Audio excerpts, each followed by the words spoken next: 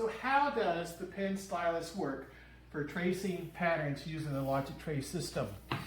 Well, inside the pen are some batteries, and the pen stylus generates a magnetic field.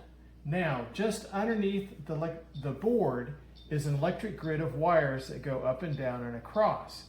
And when I get the pen stylus close to the board, within an inch of the board will know exactly where the tip of the pen is. I then push buttons or push down on the tip of the pen, and XY points, very accurate XY points, go from the board to the computer, and my software turns all of those points into a very accurate vector file on their computer. It is the best thing ever, and our users find it saves so much time. There it is. Let's save a file.